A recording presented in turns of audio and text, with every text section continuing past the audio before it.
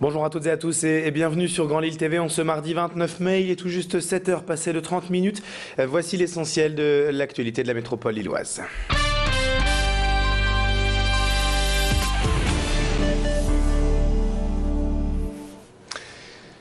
Et avant de plonger au cœur de l'actualité, on prend tout d'abord la direction des airs et on s'envole pour démarrer cette édition avec ces belles images des sélections des championnats de France de planeur qui avaient lieu ce week-end à Bondu. 23 pilotes venus du Nord-Pas-de-Calais et de Picardie qui ont plané chacun leur tour dans le ciel de la région sur un parcours de 141 km entre l'aérodrome lillois et une boucle entre Poperingue et Ypres en Belgique. Pour bien vérifier que le pilote réalisait le bon parcours, des bandes GPS sont en fait installées à l'intérieur des planeurs. Et à ce petit jeu, c'est l'Abe-Villois Olivier Caudrelier qui est arrivé en tête. Sur les 23 pilotes présents ce week-end, 5 en fait ont gagné leur place pour les championnats de France qui auront lieu d'ici quelques semaines. Christelle Dordain a eu la chance de voler aux côtés de ses pilotes de planeur ce week-end. Présentation avec le directeur de la compétition, Thomas Bigan, au micro de notre journaliste. Pour pouvoir bien réussir une épreuve et un championnat, il faut être constant, éviter justement d'aller se vacher, donc finir dans les champs à une épreuve, parce que là on perd beaucoup de points. Et il faut savoir être patient des fois.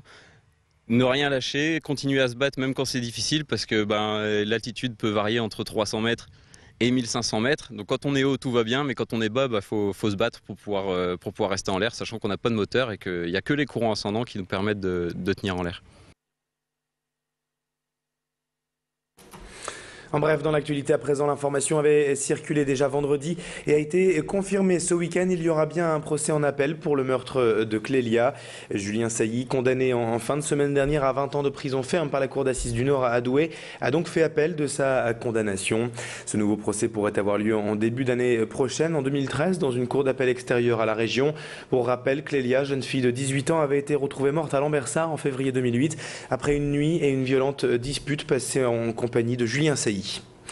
La politique à présent avec les élections législatives qui approchent à moins de 2 semaines maintenant du premier tour. Focus dans ce journal sur la 5e circonscription du Nord, tout juste redécoupée pour ce scrutin. Elle comprend désormais les cantons de Labassée, Aubourdin, Seclin-Nord et Seclin-Sud. Et on s'intéresse aujourd'hui au candidat du Parti Socialiste, le président de Lille Métropole Habitat, Alain Cacheux, qui devra faire face ici au député sortant, l'UMP Sébastien Huyghe. À noter qu'Alain Cacheux était également député ces 5 dernières années, mais dans la 3e circonscription du Nord, supprimée suite à ce redécoupage. Voilà donc un cas intéressant de 2 députés sortants, candidats à leur réélection, mais dans une toute nouvelle circonscription. Alain Cacheux appelle pour sa part à la mobilisation pour donner une majorité forte au gouvernement nouvellement nommé de Jean-Marc Ayrault. Macha Grenessen l'a rencontré. C'est une campagne d'autant plus particulière que la 5e circonscription, qui est relativement équilibrée, fait partie des circonscriptions qui doivent basculer à gauche pour donner au président Hollande une majorité à l'Assemblée nationale. Parce qu'élire un président de la République sans majorité à l'Assemblée nationale qui sur la plupart des textes a le dernier mot, élire un président de la République sans majorité à l'Assemblée nationale, ça ne sert à rien. Ça voudrait dire à nouveau la victoire de la droite, ça voudrait dire la cohabitation, ça voudrait dire le retour de la droite au gouvernement, M. Copé, Premier ministre. On passe à l'actualité sportive avec le rugby et la défaite du LMR ce week-end lors de la demi-finale aller des playoffs de Fédéral 1. Les Lilloises sont inclinés de peu mais ont perdu tout de même 21-20 face à Massy.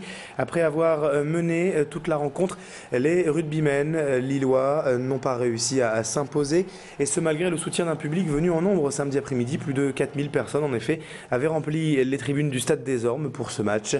Le match retour aura lieu samedi en banlieue parisienne et avec un petit point de retard, rien n'est perdu pour le LMR, toujours en course donc pour une accession historique en championnat de Pro D2. Un bus spécial est d'ailleurs prévu pour tous les supporters qui voudraient aller encourager le LMR samedi.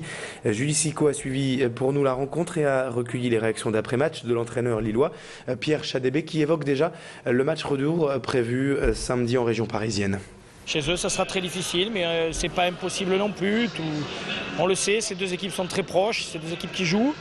Le point de rupture est pas loin d'un côté comme de l'autre. Voilà.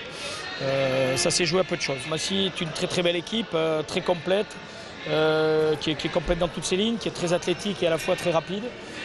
Donc il faudra qu'on soit meilleur si on veut gagner à Massy. Il faudra qu'on soit meilleur, il faudra qu'on fasse un encore meilleur match, même si on a fait un match correct. C'est pas suffisant pour battre une belle équipe comme Allez, pour terminer cette édition, ce n'est pas encore tout à fait l'été, du moins sur le calendrier, car ce week-end, le soleil et la chaleur étaient tout de même bien présents dans la région. Mais avec l'ouverture samedi de Lambersart-Plage, la ville a pris de véritables accents estivaux. Pour la 5e édition, une plage de sable a été installée, ainsi qu'une guinguette et d'autres animations prévues tout au long de l'été pour s'occuper, jouer et faire du sport. Ou tout simplement, comme nous le conseille notre journaliste Julie Sicot, se laisser s'assoupir dans les transats. Comme chaque année, un thème a été adopté pour cette manifestation. Et en 2012, ce sont les années 70 qui ont été choisies.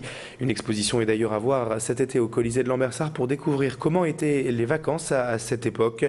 Écoutez quelques-uns des premiers vacanciers lambersartois pour Lambersart-Plage au micro de Julie Sicot. Je trouve ça pas mal, c'est chouette, il y a des animations, c'est bien pour les enfants et puis pour les parents aussi. C'est agréable, hein, ça change de la semaine en tout cas. Un concours de château de sable. À côté de ce trou, on a fait 4 tours. On peut jouer et participer. On s'amuse.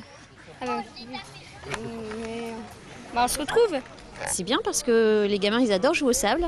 On n'a pas de sable à la maison et c'est comme si c'était la plage, mais sur la mer. Et c'est la fin de ce journal. Dans un instant, à suivre votre météo et l'infotrafic en direct. Bonne journée à toutes et à tous sur Grand Lille TV.